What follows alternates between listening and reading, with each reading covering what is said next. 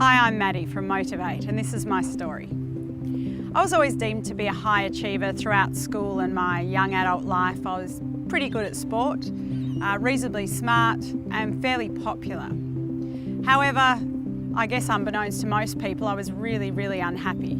I was always trying to be better than I was, striving to be the best at everything. And if I wasn't the best, I wasn't good enough. I went about thrashing myself in the gym, thrashing myself at work, and generally thrashing myself socially, which made for some pretty unproductive habits.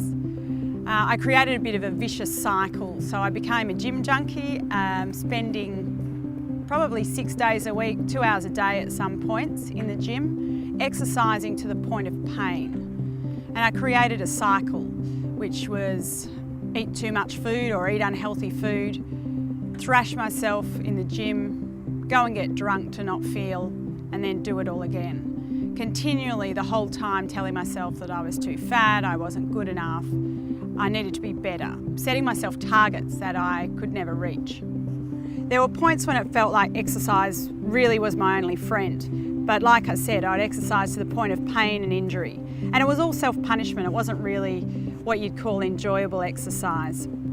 Over the years, I developed an eating disorder, anxiety issues and depression. I also realised much later in life that I'd been sexually abused. So that did answer some of my questions about why I was behaving the way I was behaving and why I felt the way that I felt. At the age of 37, I became bedridden. I was terribly ill. And I'd had a few warning signs throughout my 20s that I hadn't paid attention to.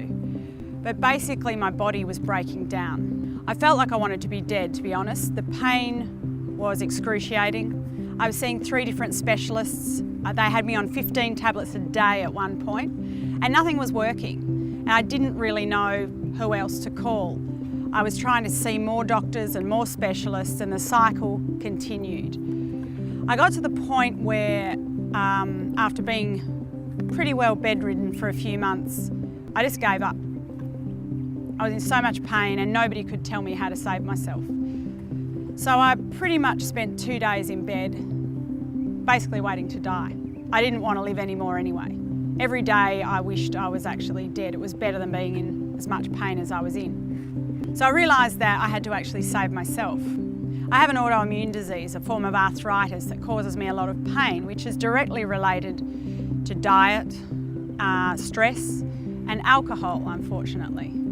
So all I was doing was continually perpetuating a condition that was making me very sick. My physical and mental health had been pushed to the edge. So what I did to come back was I went out and I learned how to save myself. I learned about my health, I learned about my condition, and I also learned a lot about my mind, because our mind controls everything in our life. I also surround myself with great people who believe in me, sometimes a little bit more than I believe in myself. I now run a business helping other people understand their mental and physical condition and the mind-body connection, and also helping people realise that if you own who you are, life gets a whole lot easier.